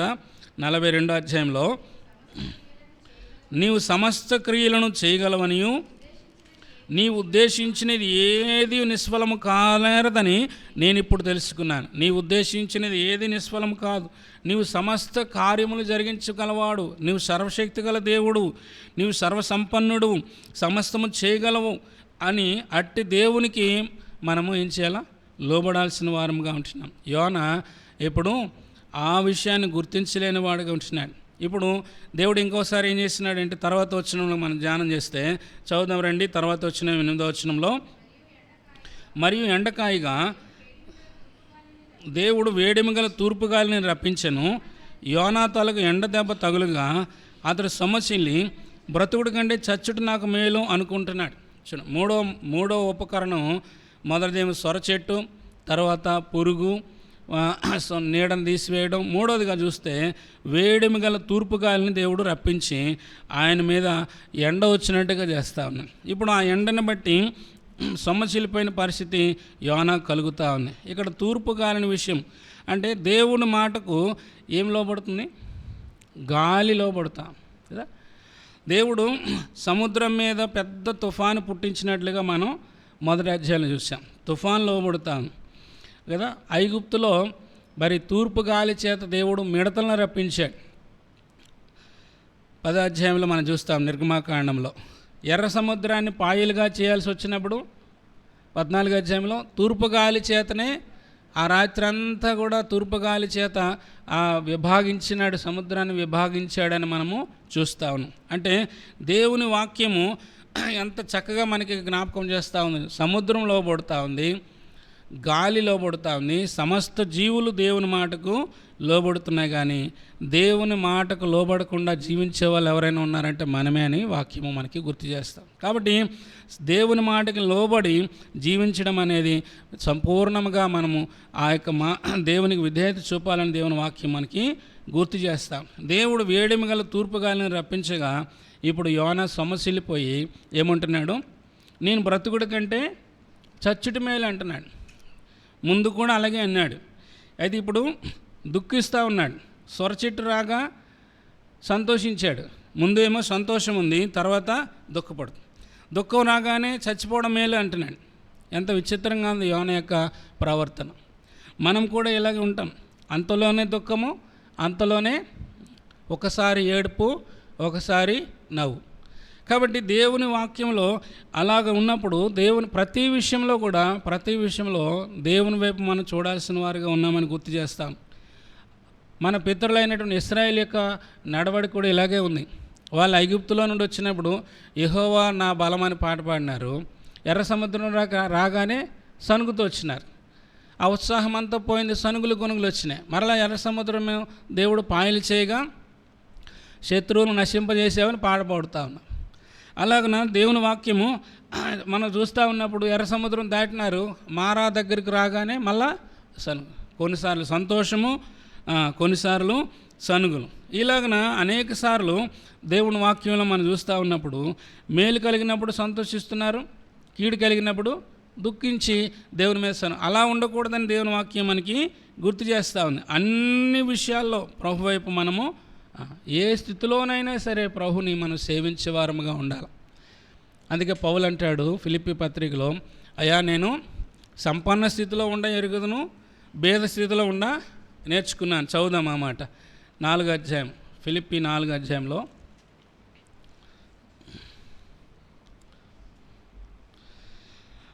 4వ అధ్యాయంలో 11 నుంచి మనం చదివితే,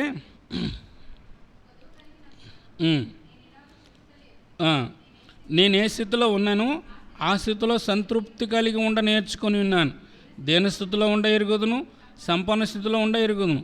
ప్రతి విషయంలోనూ అన్ని కార్యములలోనూ కడుపు నుండి ఉండుటకును, ఆకలిగా ఉండుటకును, సమృద్ధి కలిగి ఉండుటకును, లేమిలో ఉండుటకును నేర్చుకొని ఉన్నాను. నన్ను బలపరిచిన వాని యందే నేను సమస్తము చేసి సంతోషించగలుగుతున్నాను. దేవుని యందే సంతోషిస్తున్నాడు ఆయన కదా. అన్ని విషయాలు సంపన్న స్థితిలో ఉండ సంతోషిస్తున్నాడు, దుఃఖంలో ఉన్నప్పుడు సంతోషిస్తున్నాడు, లేమిలో ఉన్నప్పుడు సంతోషిస్తున్నాడు, ఆకలితో ఉన్నప్పుడు అంటే ఇక్కడ అన్ని స్థితిలో ఒకేలాగా ఆయన ఉండడం నేర్చుకున్నాడు. కాబట్టి మనం కూడా అలాంటి విషయాల్లో నేర్చుకోవాల్సిన వారంగా ఉన్నామని దేవుని వాక్యము మనకు గుర్తు చేస్తూ ఉంది. మేలు కలిగినప్పుడు మనం అతిశయించకూడదు, కీడు కలిగినప్పుడు లేదా నష్టం కలిగినప్పుడు విచారపడకూడదని వాక్యంలో జ్ఞాపకం చేస్తుంది. కాబట్టి దేవుని యొక్క బిడ్డలముగా మనము అన్ని విషయాల్లో అలాగున మనం జీవించాల్సిన వారికి ఉంటున్నాం. దావీదు అట్టి అనుభవం కలిగిన వాడు ఉన్నాడు. యెహోవా నా కాపరి, నాకు లేమి కలుగుతాను. గాఢాంధకారపు లోయలలో నేను సంచరించినను ఏ అపాయమునకు నేను భయపడను. ఇదే సరైనటువంటి శ్రేష్టమైనటువంటి అనుభవం. కాబట్టి ఇట్టి అనుభవంలో మనం ఉండాలని దేవుని వాక్యం మనకి గుర్తు చేయబడుతూ ఉంది. అందుకనే ఈ విషయాల్లో దేవుడు మనకి నేర్పిస్తూ ఉన్నాడు. 3 సాధనాలు యోనాకు మరి తెలియజేయడానికి దేవుడు ఏర్పాటు చేసుకున్నాడు. దాని విషయమే మనం సొర చెట్టును చూసాం. తర్వాత మరి ఆ పురుగు ఏర్పాటు చేసి నీడను తీసివేయడం చూసాం. 3వది ఎండను చూపించడం, ఆ ఎండను కలిగించడం మరి చూస్తూ వచ్చాం. ఇప్పుడు దేవుడు యోనాతో మాట్లాడుతున్నాడు. చూడండి 9వ వచనంలో, అప్పుడు దేవుడు, ఈ సొర చెట్టుని గురించి నీవు కోపించుట న్యాయమా అని యోనాను అడుగుగా, యోనా ప్రాణము పోవునంతగా కోపించుట న్యాయమే అంటున్నాడు. చూడండి, ఈ సొర చెట్టుని చూసి నువ్వు కోపిస్తే అది న్యాయం అంటే అది న్యాయమే అంటున్నాడు. ఇంకా అంటున్నాడు దేవుడు 10వ వచనంలో, యెహోవా నీవు కష్టపడకుండాను పెంచకుండాను ఒక రాత్రిలోనే పుట్టి పెరిగి ఒక రాత్రిలోనే వాడిపోయిన సొర చెట్టు విషయంలో నీవు విచారపడుచున్నావే. అయితే 120,000 కంటే ఎక్కువై కుడి ఎడమలు ఎరగని బహు పశువులు గల నినివే మహాపురం విషయంలో నేను విచారపడవద్దా అని యోనాతో సెలవిచ్చాను. అంటే దేవుడు ఇక్కడ యోనాకి నేర్పిస్తున్నటువంటి విషయాన్ని ఇక్కడ చూస్తూ ఉన్నాం. అంటే దేవుడు ఈ సొర చెట్టు విషయము యోనాకు నేర్పించే సంగతిని గుర్తు చేస్తాను మరొకసారి. అయ్యా దీని విషయంలో నువ్వు కోపించడం న్యాయమా ముందే అన్నాడు. నువ్వు కోపించడం న్యాయమా అన్నప్పుడు సమాధానం చెప్పలేదు.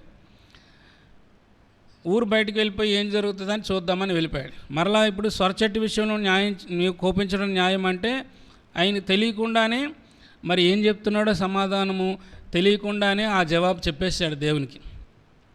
ఆయన జవాబులోనే ఆయనకి చిక్కొచ్చాను. ఇక్కడ దేవుని వాక్యం గుర్తు చేస్తూ ఉంది. నా ప్రాణం పోవునంతగా నేను కోపించడం న్యాయమని యోనా ఇచ్చిన జవాబు ఆయనకే సరిపోయిందిగా ఉంది. కొన్నిసార్లు దేవునితో మాట్లాడుతున్నప్పుడు మన మాటలే మనము చిక్కుపడినట్లుగా చేస్తాయి.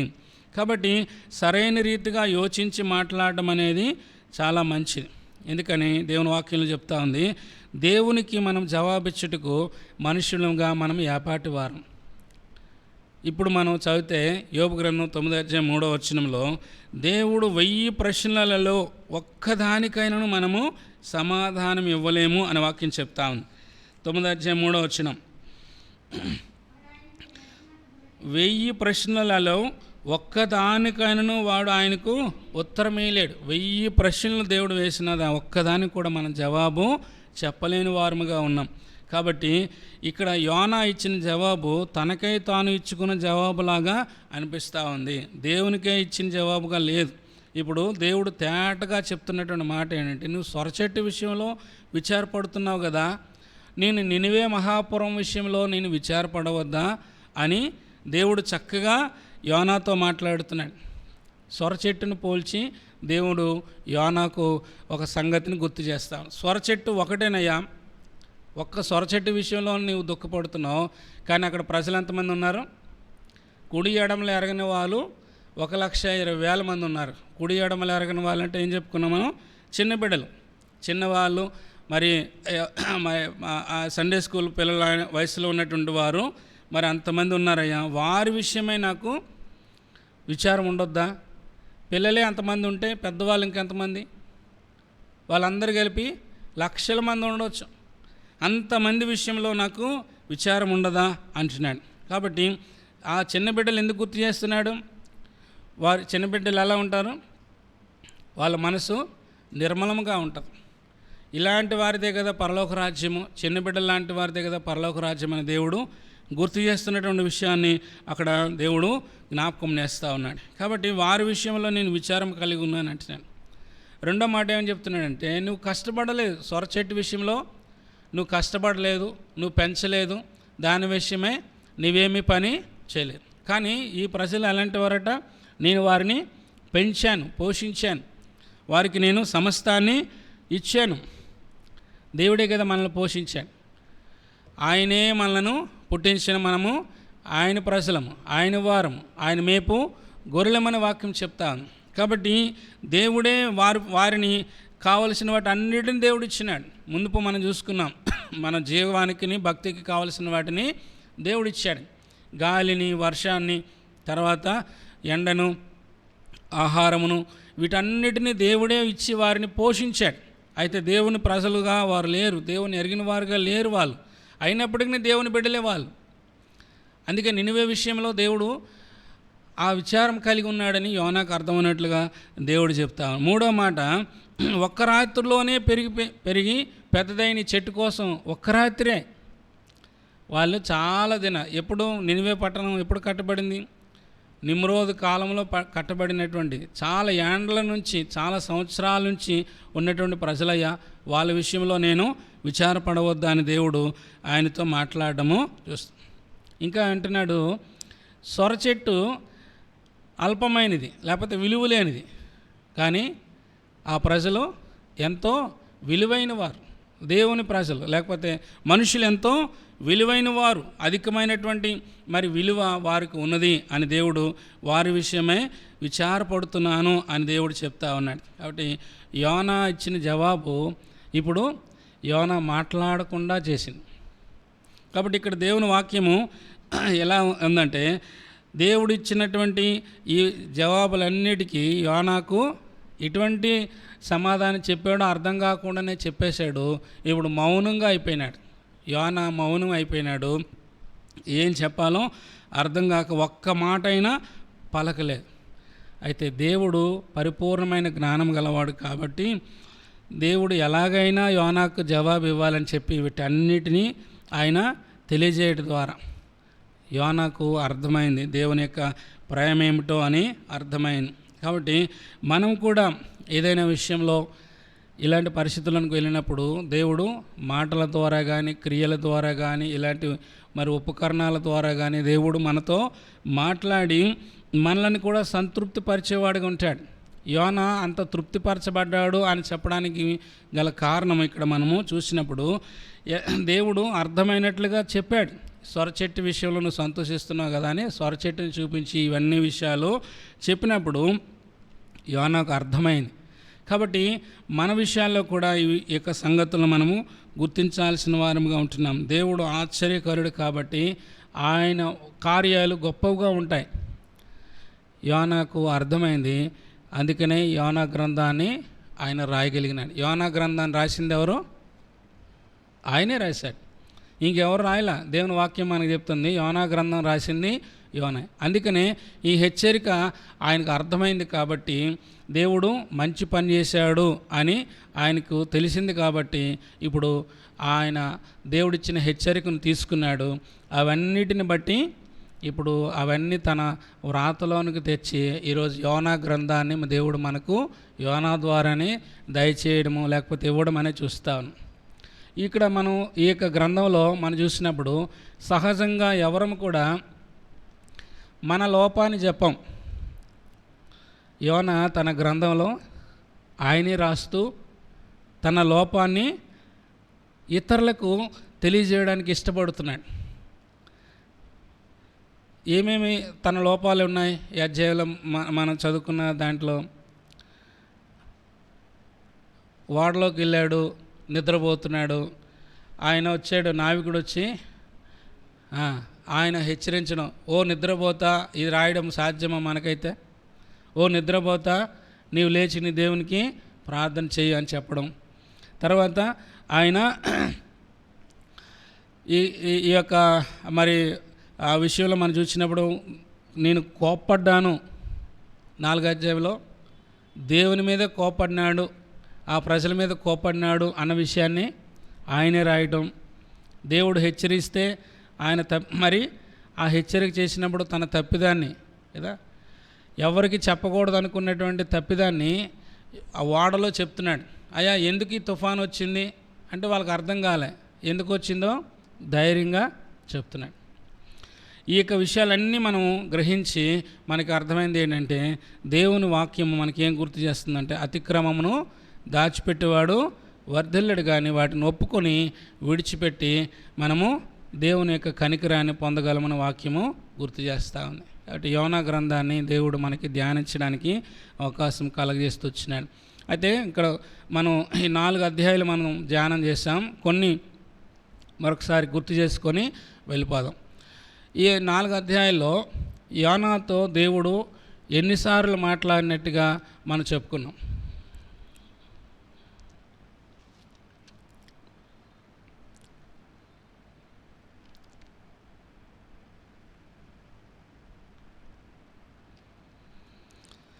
దేవుడు యోనాతో మాట్లాడెను అనే మాట మనం అంటే 4వ అధ్యాయంలో మనం 3 సార్లు చూస్తాము, మొదటి అధ్యాయంలోనూ 3వ అధ్యాయంలో చూస్తాం. అంటే 5 సార్లు దేవుడు యోనాతో మాట్లాడినట్టుగా మనం చూస్తాం. ఇక్కడ మనం ఆలోచన చేస్తే ఈ యొక్క గ్రంథానికి యోనా గ్రంథాన్ని ధ్యానం చేసినప్పుడు మనం హెడ్డింగ్ పెడతాం. ఏమని హెడ్డింగ్ పెట్టేస్తాం? అవిధేయుడైన యోనా అనేస్తాం. కానీ దేవుని వాక్యం మనం ఈ యొక్క యోనా గ్రంథంలో ధ్యానం చేస్తున్నప్పుడు ఎవరితో దేవుడు యోనాతో మాట్లాడినట్టుగా మొదటి అధ్యాయంలోనే కనబడతాం. అంటే దేవుడు యోనాతో మాట్లాడుతున్నాడంటే యోనా ఎలాంటి వాడు? మరి ఆయనతో సంబంధము కలిగి ఉన్నవాడిగా ఉన్నాడు. ఎవరైతే ఆయనతో సంబంధం కలిగి ఉంటారో దేవుడు అలాంటి వారితోనే దేవుడు మాట్లాడతాడు. దేవుని వాక్యం చెప్తా ఉంది. యోహాను సువార్త మనకు తెలుసు 10వ అధ్యాయంలో 27-28 వచనాల్లో ఏముంది? నా గొర్రెలు నా స్వరమును విను, నేను వాటిని ఎరుగుదును, అవి నన్ను వెంబడించును.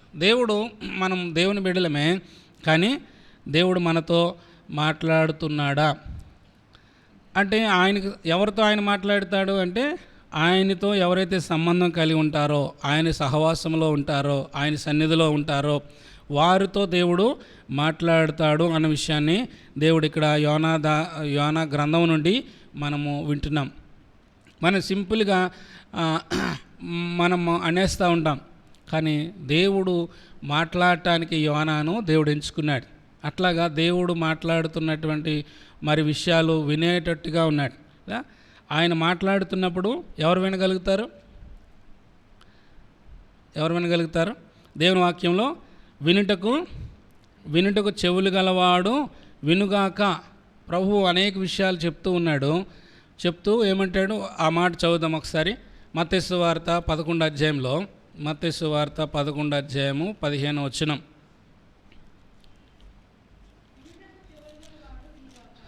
వినుటకు చెవులు గలవాడు వినుగాక అంటారు. అంటే దేవుడు ఎవరితో మాట్లాడతాడంటే, ఎవరైతే వినే స్వభావము కలిగిన వారుగా ఉంటారో, అంటే దేవుని మాట వినడానికి సిద్ధంగా ఉంటారో అలాంటి వారితో దేవుడు యోనాను మనం సింపుల్గా మాట్లాడేస్తాం, కానీ యోనాలో గొప్ప ఆధిక్యతలు ఉన్నాయి, మంచి లక్షణాలు ఉన్నాయి అని చెప్పొచ్చు. ఇంకా మనం ప్రకటన గ్రంథంలో చూసినప్పుడు చెవులు గలవ ఆత్మ సంఘములతో చెప్పుతున్నటువంటి మాటలు చెవి గలవాడు వినుగాక అని మాట చదువుతాం. అంటే ఈ మాటలన్నీ ఏం గుర్తు చేస్తూ ఉన్నాయంటే వినాలి, దేవుని మాట వినే చెవి మరి యోనాకు ఉంది. మూడవదిగా మనం చూసినప్పుడు దేవునితో ఎవరైతే ఎలాంటి అనుబంధం కలిగి ఉంటారో ఆయన సన్నిధిలో వినటానికి, ఆయనతో మాట్లాడటానికి వాళ్ళు సిద్ధంగా ఉన్న దేవునితో అనుబంధము లేకపోతే అనుసంధానం ఏదైనా మాట్లాడవచ్చు. అట్లాంటి వాళ్ళు ఏం చేస్తారు, దేవుని స్వరం విని వెంటనే ఆయనతో మాట్లాడతారు. అట్లాగే మనం దేవుని వాక్యంలో మనం చూడవచ్చినప్పుడు ఎవరి గురించి చెప్పొచ్చు, దేవుడు ఒక ఆయన పిలిచినాడు, అననీయ అన్నాడు, అంతే. వెంటనే ఆయన ఏమంటున్నాడు, ప్రభువా ఇదిగో నేనున్నాను అంటున్నాడు. ప్రభువా ఇదిగో నేనున్నాను అంటున్నాడు. అంటే దేవునితో ఎవరైతే అనుబంధం కలిగి ఉంటారో, అంటే యోనా ఎలాంటి వాడు మరి, ప్రభు పిలిచిన వెంటనే నేనున్నాను అని చెప్పినాడు. సమూయేలు అని దేవుడు పిలిచినాడు. అప్పుడు సమూయేలు ఏమంటున్నాడు, నీ దాసుడు ఆలకించినాడు ఆజ్ఞిమ్మయ్య అని అంటున్నాడు. అంటే దేవుని సన్నిధానంలో ఉన్నవాడుగా మరి. కాబట్టి ఆ రీతిగా దేవునితో ఎవరైతే మరి లేకపోతే అనుబంధం కలిగి ఉంటారో వారు దేవుని స్వరం వినడం మాత్రమే కాదు, దేవునితో మాట్లాడగలుగుతూ ఉంటారు. దేవుని పని. ఇప్పుడు మనం యోనాను గురించి ఏమని చెప్పగలుగుతున్నాము అంటే, యోనా దేవునికి ఎలా ఉన్నాడనమాట, నమ్మకస్తుడిగా ఉన్నాడు. చాలామంది ప్రవక్తలు ఉన్నారు, కానీ యోనా అంత నమ్మకస్తులు ఒకవేళ ఆయన కనబడలేదేమో, ఆయనకి పరిచారం చేయడానికి నమ్మకస్తులైన వారిని దేవుడు చూస్తున్నాడట, పరిశీలిస్తున్నాడట. అట్టి నమ్మకమైన వారికి దేవుడు తన మాటనిచ్చి, ఎవరిని పంపిస్తే దేవుడు తన పనిని జరిగించగలడో అట్టి వారితోనే దేవుడు తన వర్తమానాన్ని పంపిస్తాడు. ఇప్పుడు చూడండి, మనం యోనాని మనం చూస్తున్నాము. నినివే పట్టణానికి యోనాని ఆపేసి ఇంకొకరిని పంపించినట్టుగా లేదు వాక్యంలో. యోనా నమ్మకస్తుడు కాబట్టి ఆయన మాటను చెప్తేనే సరిగా వాళ్ళు వింటారన్నట్టుగా దేవుడు ఏం చేసినాడు, ఆ దేవుడు యోనానే మరలా పంపించారు. ఎవరు చెబితే వాళ్ళు వింటారో, వారికి అర్థమవుతుందో అట్టి వారిని దేవుడు పంపిస్తారు. అందుకని పౌలు గారు ఏమంటాడు, సువార్తను మాకు అప్పగించడానికి దేవుడు మమ్మల్ని చూశాడు, మమ్మల్ని ఎంచాడు. ఆ దెస్సలోనికి పత్రిక ఒకసారి మనం చదువుదాం. దెస్సలోనికి పత్రికలో సువార్తను మాకు ఇచ్చి పంపించడానికి యోగ్యులమని దేవుడు ఎంచినాడు అంటాడు. మా దెస్సలోనిక మొదటి పత్రిక 2:4 సువార్తను మాకు అప్పగించుటకు యోగ్యులమని దేవుని వలన ఎంచబడిన వారమై అని అంటున్నాడు. దేవుని వలన ఎంచబడి సువార్తను పంపించడానికి దేవుడు వారిని ఎంచుకున్నాడు కదా. అపోస్తుల కార్యాలయం మనం చూస్తాం, ఆ యొక్క సంఘంలో నేను ఎంచుకున్నటువంటి పని కొరకే ప్రత్యేకించిన వారిని ఆ పనికి పంపించండి అన్నాడు. అపోస్తుల కార్యాలయం 13వ అధ్యాయంలో మనం మరి ఆ యొక్క బర్నబాను పౌలును ప్రత్యేకించబడిన విషయాన్ని చూస్తున్నాం. అంటే ఇక్కడ దేవుడు సువార్త ద్వారా మరి ఎవరు సువార్త మరి చేయడం దేవునికి నమ్మకస్తులని చెప్పి అనుకుంటున్నాడో అట్టి వారిని దేవుడు పంపిస్తున్నాడు. యోనాను దేవుడు చూసినప్పుడు నమ్మకస్తుడిగా ఉన్నాడట. ఆయన ద్వారానే ఆ సువార్త పంపించడానికి వీలు కలిగినట్లుగా యోనాను ఎంచుకోవడం చూస్తాను. ఇంకా మనం చివరిగా మనం చూస్తున్నప్పుడు యోనా ఎందుకు నమ్మకస్తుడిగా ఉన్నాడు అంటే, ఆయన ఇచ్చినటువంటి మాటలో ఏది కలపలేదు, ఏది తీసేయలేదు. దేవుడు ఏదైతే చెప్పన్నాడో దాన్నే చెప్తూ వచ్చినాడు, ఉన్నది ఉన్నట్లుగా చెప్తూ వచ్చినాడు. కాబట్టి దేవుని వాక్యము ఉన్నది ఉన్నట్లుగా చెప్పడం మనం చూస్తాము. తర్వాత మనం ఈ యొక్క అధ్యాయంలో చూస్తే, ఈ యొక్క యోనా గ్రంథం అంతటిలో మనం చూసినప్పుడు దేవునితో మాట్లాడడానికి, దేవునికి ప్రార్థన చేయడానికి కొన్నిసార్లు మనం ఏం చేస్తామంటే,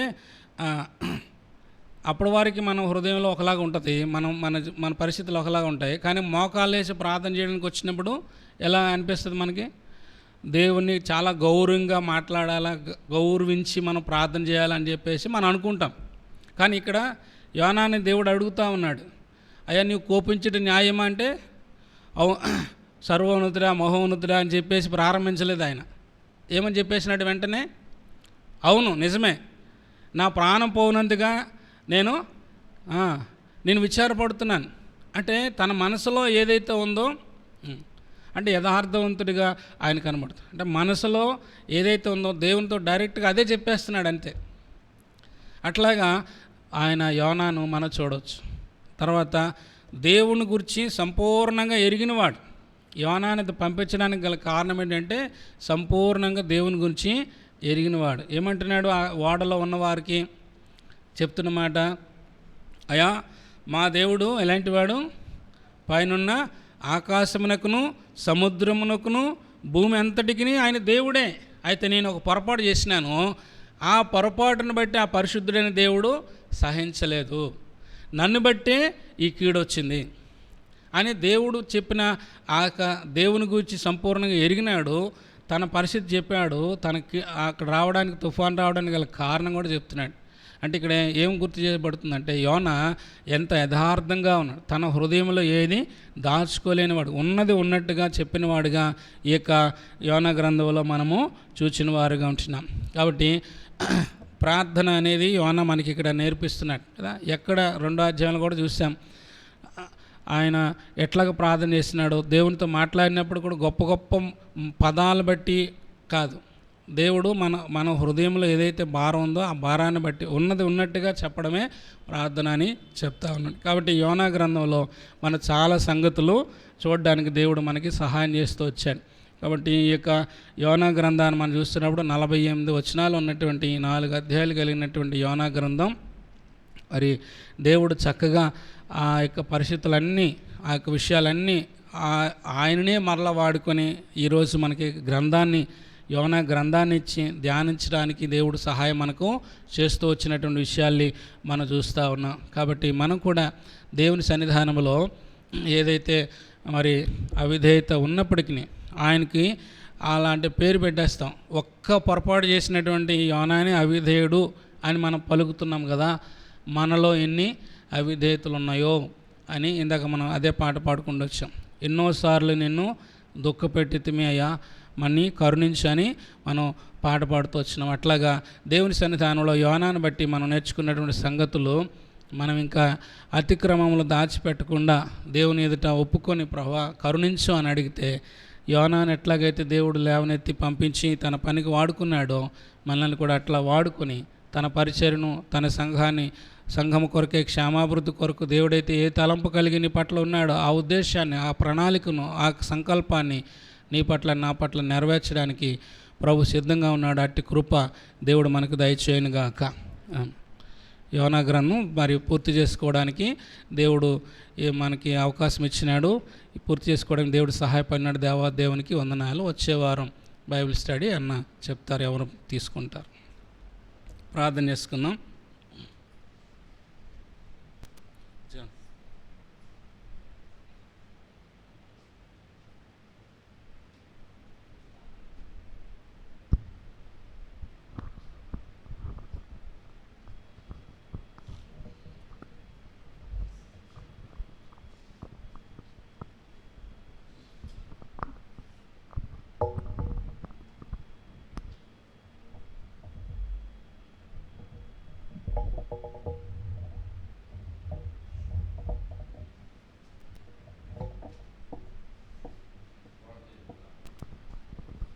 ప్రేమగలటి మా తండ్రి, నమ్మకటి మా రాజా, పరిశుద్ధ మా దేవా, మా ప్రభు, మా రక్షకుడైన యేసుక్రీస్తు వారి శ్రేష్టమైన నామలో ఈ సాయంకాలం మీరు మాకు అనుగ్రహించిన బైబిల్ స్టడీని బట్టి నీకు వందనాలు, స్తోత్రాలు చెల్లిస్తున్నాం.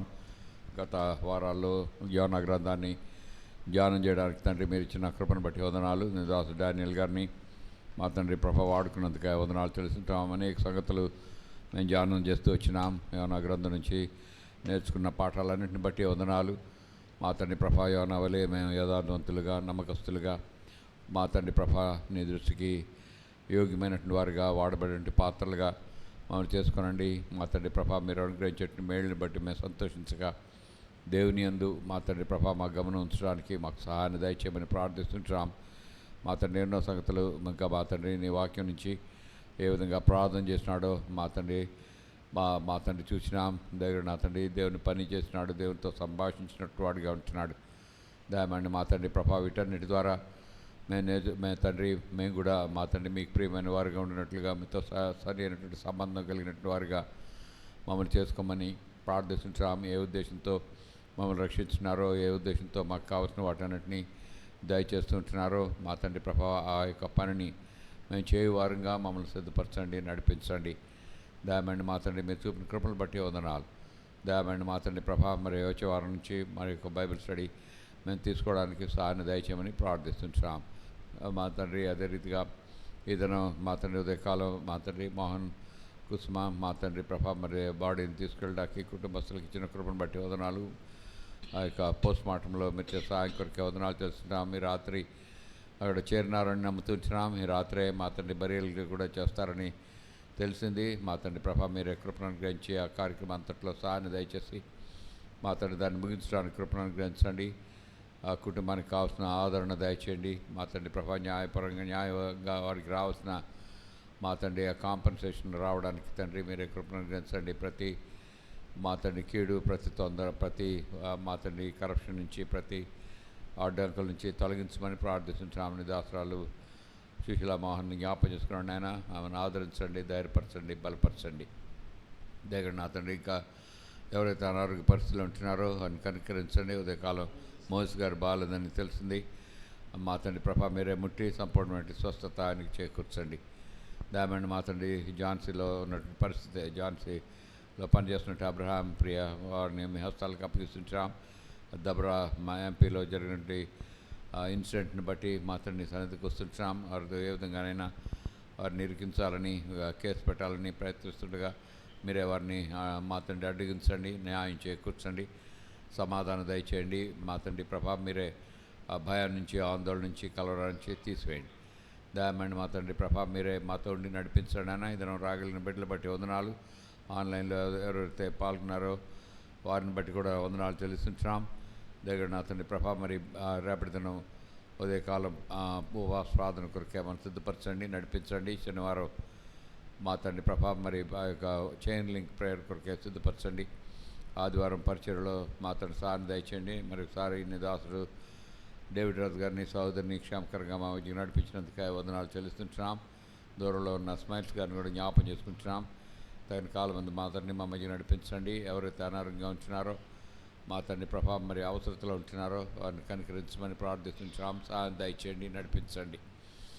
మీ కృపగల హస్తాలకు మమ్మల్ని అప్పగించుకుంటూ నీ దేవునితో పంపించమని మా ప్రభువు, మా రక్షకుడు, మా విమోచకుడైన యేసుక్రీస్తు వారి శ్రేష్టమైన నామంలో అడిగి ప్రార్థిస్తుంటున్నాం తండ్రి, ఆమేన్. తండ్రి అయిన దేవుని యొక్క ప్రేమ, ప్రభు అయిన యేసుక్రీస్తు వారి కృప, పరిశుద్ధాత్మక అన్యోన్య సహవాసం ఆయన ప్రేమించే వారికి మనకు సదాకాలం తోడైండి నడిపించును గాక. ఆమేన్. అందరికీ వందనాలు. Praise the lord.